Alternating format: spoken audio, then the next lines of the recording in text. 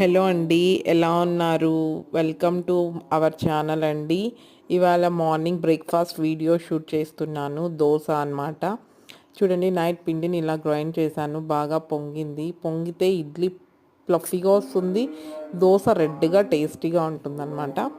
ఇది సీక్రెట్, అందరికీ తెలిసిన విషయమే. అండ్ దోశలకు కాంబినేషన్గా బొంబాయి చట్నీ అండ్ అలాగే ఎర్రకారం చేశాను.